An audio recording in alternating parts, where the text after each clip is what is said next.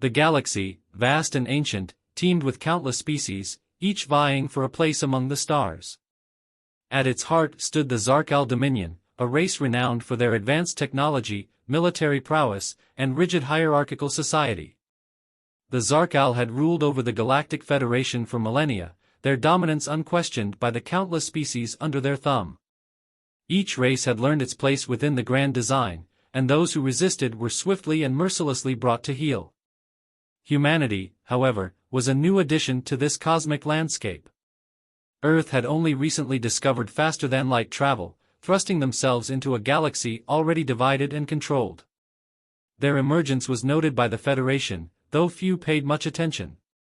To the Zarkal, the humans were just another primitive species, more interesting for study than for any serious consideration. They had potential, certainly, but their technology was outdated, and their lack of experience in interstellar affairs made them irrelevant in the larger scope of the galaxy. That all changed with the first meeting.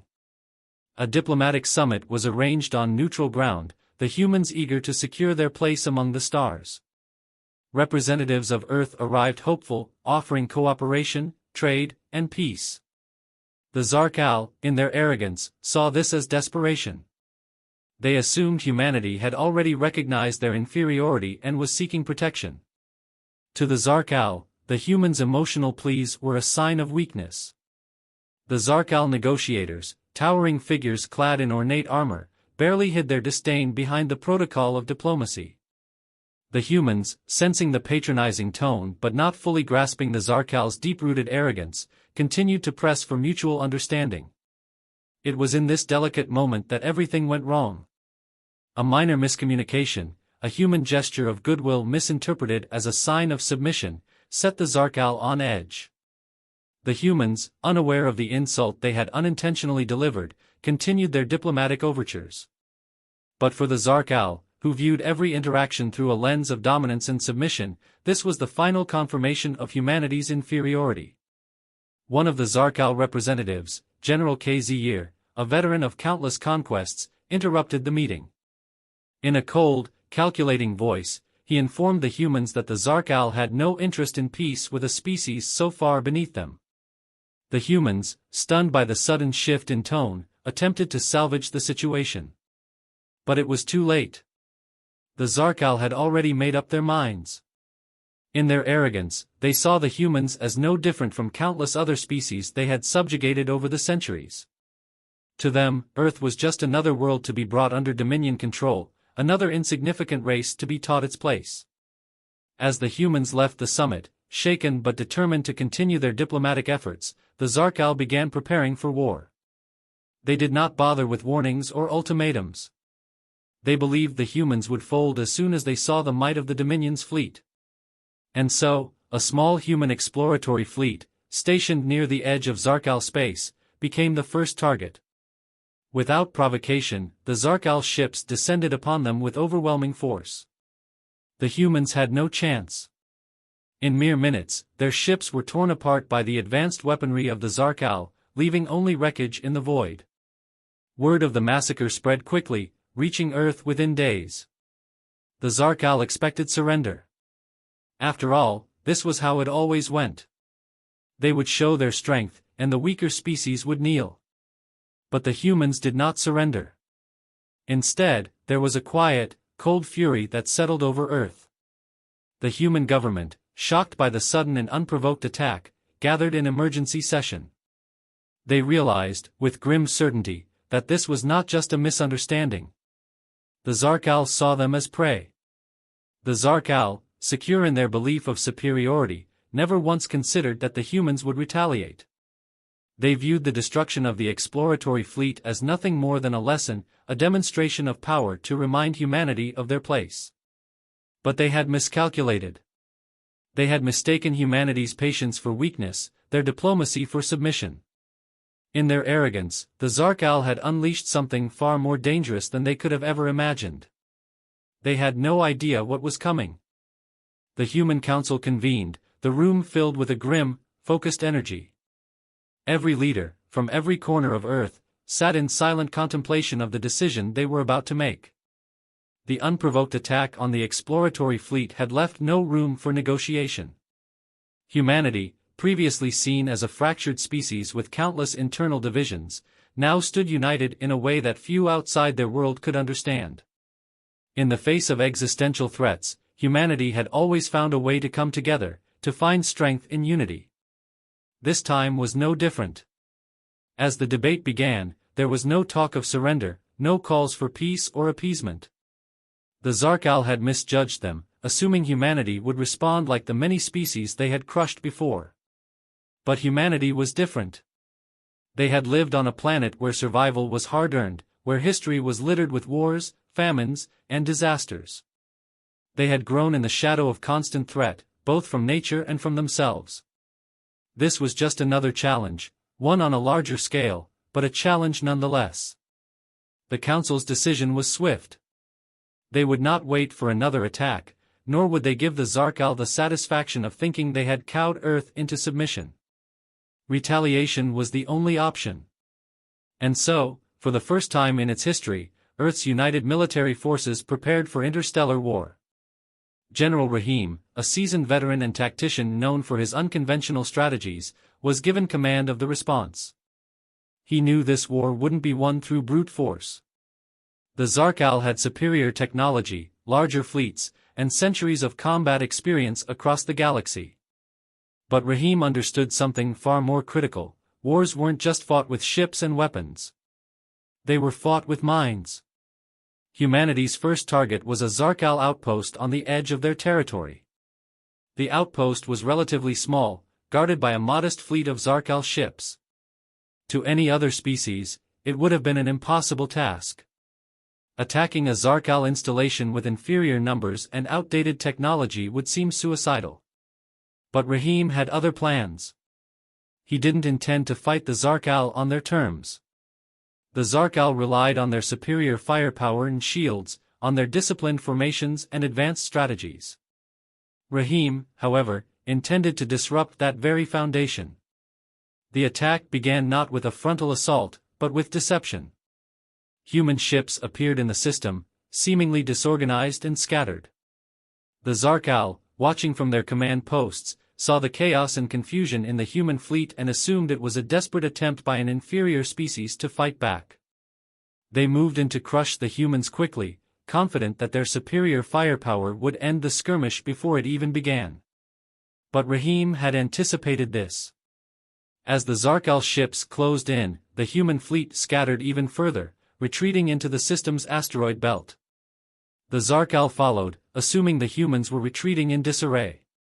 It was only when they were deep within the asteroids, surrounded by rocky debris, that the real battle began. Human ships, smaller and more agile, emerged from the asteroids, using the debris as cover to launch a coordinated assault. The Zarkal, with their larger ships and more rigid formations, struggled to adapt. Missiles and torpedoes struck from all directions, exploiting gaps in the Zarkal's once impenetrable defenses. Rahim's tactics were ruthless. He didn't fight to disable or to cripple, he fought to destroy. Every human ship was a weapon, and every maneuver was designed to maximize damage. When the Zarkal finally realized they were outmaneuvered, it was too late. Their ships, built for large-scale, head-on confrontations, were ill-suited for the kind of guerrilla warfare humanity was deploying. One by one, the Zarkal ships were torn apart, not by superior firepower, but by the relentless and unpredictable nature of the human attack. On the Zarkal outpost, the scene was no better. Ground forces, expecting a traditional invasion, were instead met with small, specialized human teams. These soldiers, trained in asymmetric warfare, infiltrated the base, disabling key systems and sowing confusion. The Zarkal, who had always prided themselves on their rigid military discipline, found themselves overwhelmed not by numbers, but by the sheer unpredictability and ruthlessness of their human adversaries.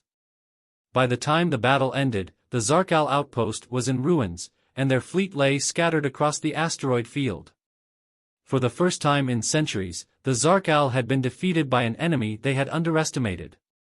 Their arrogance, their belief in their own superiority, had cost them dearly. The surviving Zarkal officers, those who had witnessed the battle, sent word back to the Dominion. Their reports were laced with disbelief and frustration. The humans, they said, were unlike any species they had encountered before. They did not fight with honor or with the careful precision of a technologically advanced race. They fought with a savagery and determination that was foreign to the Zarkal way of thinking. And perhaps most terrifying of all, they seemed to learn from every engagement, adapting their tactics in real time, exploiting weaknesses with a cold, calculated precision that defied their supposed, primitive, nature. For General Rahim, the victory was just the beginning. He knew the Zarkal would respond with overwhelming force, but that didn't concern him. This war would not be won by playing to the Zarkal's strengths. It would be won by turning their arrogance against them, by forcing them into situations where their superiority became a liability. Humanity had faced extinction before, and each time, they had emerged stronger. This time would be no different. The Zarkal, in their towers of glass and steel, now faced the realization that they were not as invincible as they had believed. And as the message spread throughout the Dominion, a single thought began to take hold: these humans, once dismissed as insignificant, might be the most dangerous enemy they had ever faced. The war had now become the talk of the galaxy. What began as a mere skirmish between an insignificant species and the mighty Zarkal Dominion had evolved into a full-scale conflict that no one had seen coming. The Zarkal, once confident in their ability to crush humanity, were now reeling from losses they had never anticipated. But humanity's relentless adaptability had pushed the Dominion to the brink. Desperation began to set in. The Zarkal, despite their formidable technology, were not foolish. They knew that their rigid tactics, which had served them well for centuries, were proving inadequate against these unpredictable humans. And so, for the first time in their history, they called upon their allies. The Zarkal Dominion had long been the center of a vast network of species subjugated through both force and diplomacy. Their allies, bound by ancient treaties and fear of Zarkal retribution, reluctantly joined the fray. These new alien forces brought with them their own unique technologies and strategies. The Zarkal hoped that the combined might of their coalition would overwhelm humanity, forcing them to finally submit. But the arrival of these new players only complicated the war. Humanity, already adept at adapting to Zarkal tactics, now had to face entirely new threats. Alien species with weapons and ships they had never encountered before. Yet, humanity, as always, rose to the occasion. The first few engagements with the Zarkal's allies were brutal. The humans, still adjusting to the new alien technologies, suffered losses. However, they quickly began to learn. Human engineers and scientists studied every piece of alien technology they could capture, reverse engineering it to develop countermeasures. This was the moment when humanity's scientific edge truly shone. They were no longer the underdogs simply surviving by luck. They began to weaponize their ingenuity in ways that defied the traditional boundaries of warfare. Humanity didn't just fight with guns and ships. They fought with their minds. The most dangerous weapon in their arsenal was their creativity. One of the earliest examples of this came when they unleashed a devastating biological weapon. It wasn't the kind that killed outright, no, that would be too simple. Instead, they released a virus specifically engineered to target Zarkal physiology. The virus didn't kill the Zarkal soldiers, it attacked their neural pathways, causing temporary paralysis and confusion. Entire Zarkal fleets were rendered defenseless as their crews became incapacitated mid-battle. But that wasn't all. Humanity had begun to exploit one of the Zarkal's greatest strengths, their highly advanced technology. The Zarkal relied on their ships' artificial intelligence systems to coordinate their forces. But these systems, so sophisticated and so intertwined with their tactics, had a fatal flaw: they were vulnerable to hacking. Human cyber warfare teams worked tirelessly, breaking into Zarkal command systems and turning their own technology against them. In several key battles, Zarkal fleets found themselves firing on their allies, their systems completely compromised by human hackers. The true turning point came at the Battle of Kepler 22b. The Zarkal had targeted the human colony there, believing it to be a vital stronghold. What they didn't know was that General Rahim and his team had turned the planet into a death trap. The humans had evacuated the majority of the colony, leaving behind only a skeleton crew. But more importantly, they had rigged the planet's gravity well to be unstable. The Zarkal fleet, confident in their superior firepower, jumped into the system, ready to wipe out the human defenders. At first, everything went as the Zarkal expected. The human fleet, vastly outnumbered and outgunned, seemed to retreat, drawing the Zarkal forces deeper into the system. The Zarkal, driven by their need for a decisive victory, pressed on. That was when Rahim sprung the trap. The human ships, instead of continuing their retreat, suddenly stopped and began targeting the Zarkal's engines. Their aim wasn't to destroy the ships outright, but to disable their ability to move. The Zarkal, now realizing they had been lured into a trap, tried to retreat, but it was too late. The gravity well, destabilized by human engineers, began to pull the Zarkal fleet toward the planet's surface. Entire cruisers and battleships, unable to escape, were dragged down, crashing into the planet's atmosphere and disintegrating upon impact. The cost of the battle was immense. Humanity had sacrificed an entire colony to ensure the destruction of the Zarkal fleet. But the message was clear: humanity was willing to do whatever it took to win this war. They were not bound by the same codes of honor or rigid thinking that defined the Zarkal. They fought to survive, and survival meant embracing every advantage, no matter how brutal. The Zarkal command, now humiliated and desperate, began to fracture. For centuries, their society had been defined by strict hierarchy and unyielding tradition. But now, as the war dragged on and the losses mounted, cracks began to show. Younger Zarkal officers, who had been taught to revere their superiors without question, started to whisper doubts. How could their leaders, so sure of their superiority, have allowed this war to spiral out of control? How could they have underestimated these humans so badly? For the first time in living memory, the Zarkal Dominion began to experience internal dissent. Factions emerged within the military, with some advocating for a change in strategy, while others clung stubbornly to the old ways. The humans, they argued, were not worthy of respect, let alone fear. But those who had faced the humans firsthand knew better. The old ways weren't working. Humanity wasn't playing by the same rules. The galaxy watched in stunned silence as the war continued to escalate. Species that had once viewed humanity as little more than a curiosity now began to take notice. Some even began to question their loyalty to the Zarkal. If the mighty Dominion could be brought to its knees by such a young species, what did that say about their own chances in the future? But humanity didn't care about the shifting tides of galactic politics. Their only concern was survival. And with each passing day, they grew more confident.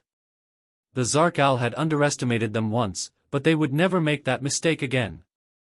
The war was far from over, but for the first time, it was clear that humanity had a real chance of winning. The galaxy had never seen anything like it before. This was no longer a war between civilizations, it was a war for survival. And humanity, with their ingenuity, their ruthlessness, and their unbreakable will, was proving to be the galaxy's ultimate predator. The galaxy had never seen anything like the terror that now spread in the wake of humanity's rise. Across alien civilizations, whispers turned to panic. What was once an undercurrent of dismissive condescension toward Earth had become something far darker. The humans were no longer viewed as just another fledgling species, another planet-bound race stumbling into the stars. Now, they were regarded as something far more dangerous, apex predators in the galaxy's ecosystem. It wasn't just their relentless victories that stirred this fear. It was the way they fought. The way they adapted. In one coordinated assault, human forces launched a series of brutal ambushes on key alien strongholds, striking with an efficiency that bordered on terrifying. The Zarkal had once prided themselves on being the most advanced species, boasting fleets that were the envy of the galaxy. But now, they found themselves outmaneuvered and outgunned by beings they had underestimated as primitive. The Zarkal Dominion, once seen as the unshakable rulers of their sector of the galaxy, was crumbling. Their fleets were decimated. Their proud officers, once invincible, were now reduced to scattered remnants of a once great military machine. Entire battalions were wiped out before they even knew what hit them, falling to human soldiers who moved like predators hunting their prey. These ambushes weren't just military victories, they were a show of dominance. The humans fought with a viciousness and precision that stunned their enemies. Zarkal strongholds that had stood for centuries were leveled in hours. No corner of the galaxy seemed safe from their reach.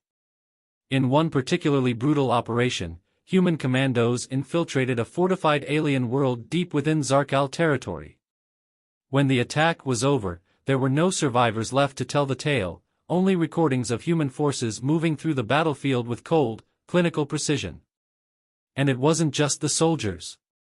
Behind the front lines, humanity's leaders had adopted a far more insidious weapon: fear. They had learned that battles were not only won with guns and ships but with the mind. Stories of human brutality, both real and exaggerated, were spread across the galaxy by human intelligence teams. They whispered into the ears of alien governments, fueling their terror. Propaganda that showed humans as unstoppable, ruthless beings capable of unimaginable horrors made its way into the public consciousness.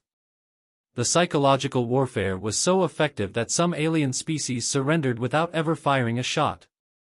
Entire systems gave up their strongholds, their worlds, and their resources at the mere thought of facing human forces.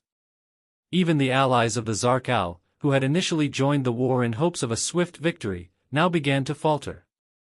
The once unbreakable alliance was cracking under the weight of humanity's looming shadow. But no one felt the pressure more than the Zarkal themselves. For the first time in their long, illustrious history, they found themselves in retreat. Their fleets, once considered the best in the galaxy, were broken and scattered. Their cities were burning. The species that had dominated the stars for generations now trembled before the very beings they had mocked as primitive. Zarkal High Command was in disarray, with their leaders either dead or scrambling to find a way to reverse the tide. But there was no reversing it. Humanity had risen, and they had no intention of stepping back.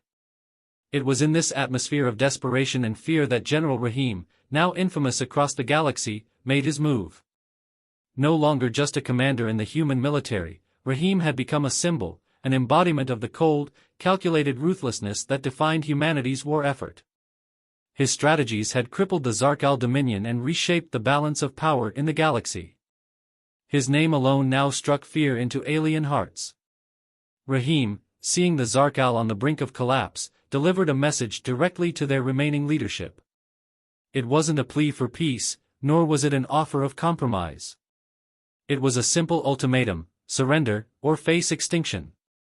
The message was broadcast across Zarkal space, and it wasn't just the words that sent a chill through the galaxy. It was the way Rahim delivered them, calm, composed, utterly devoid of mercy. He spoke not as a commander negotiating terms but as a predator giving his prey one final chance to escape annihilation. The cold certainty in his voice was unmistakable. Humanity had become something the galaxy could no longer control, no longer manipulate. They were no longer just a species fighting for survival, they were the dominant force in the galaxy. Rahim's ultimatum sent shockwaves through alien societies. Even those far removed from the Zarkal conflict couldn't help but feel a growing unease. Species that had once viewed themselves as superior to humanity now realized that they had misunderstood this species from the start. The humans had come to the stars not as equals, but as predators, hunting down those who dared stand in their way. As the Zarkal Dominion teetered on the brink, their leadership fractured even further. Some still clung to the belief that they could salvage a victory, that the Zarkal might somehow turn the tide and push the humans back. But more and more of their military leaders, once so sure of their superiority, began to see the writing on the wall. They had never faced an enemy like this before, one that wasn't bound by tradition, one that didn't care for the rules of galactic warfare. The humans were something different, something far more dangerous.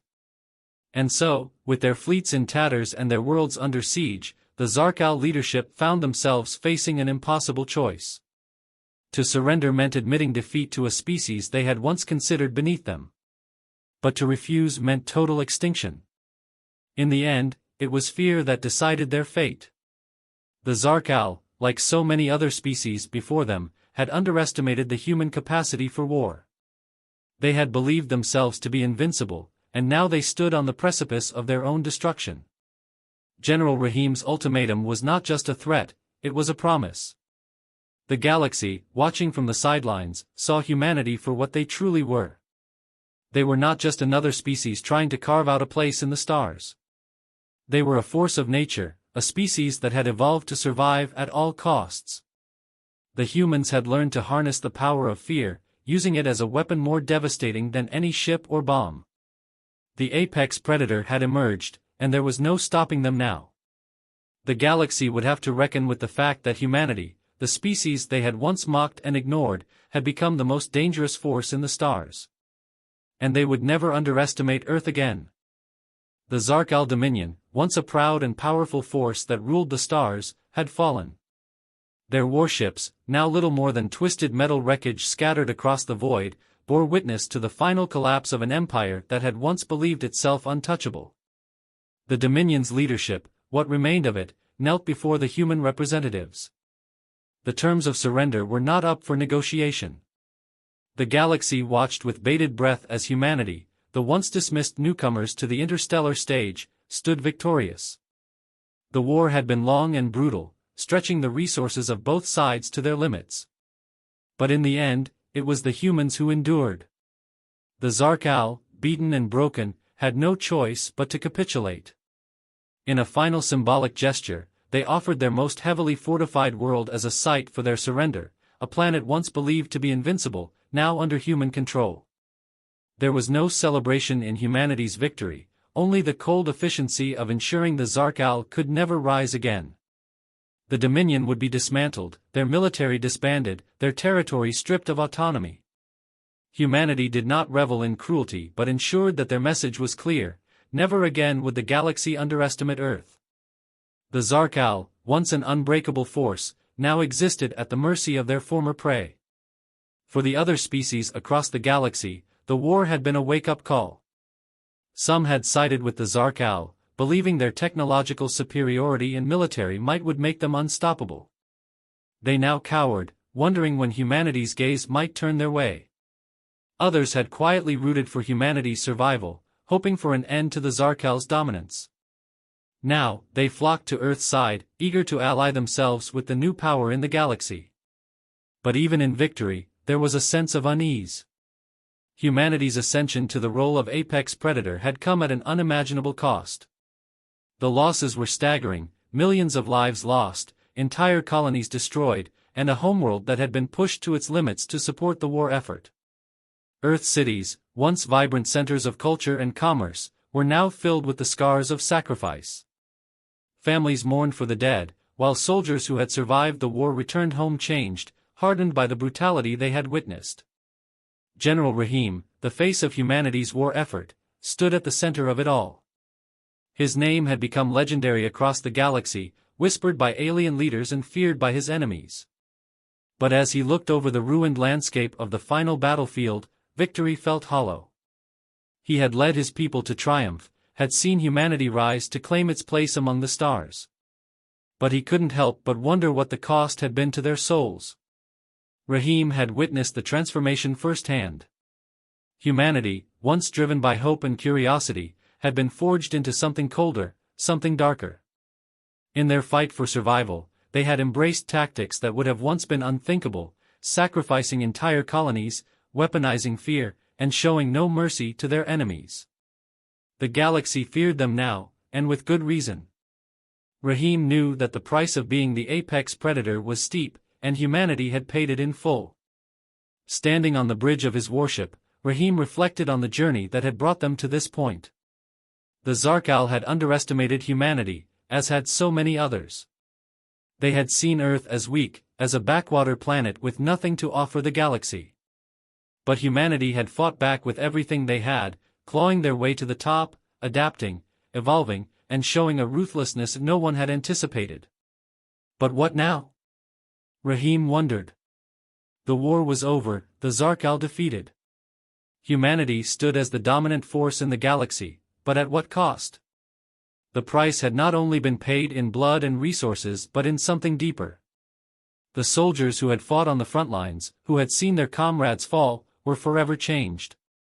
And Rahim knew that he, too, had changed. The man who had once led Earth's defense was no longer the same person who now stood at the helm of a victorious fleet. Humanity had won.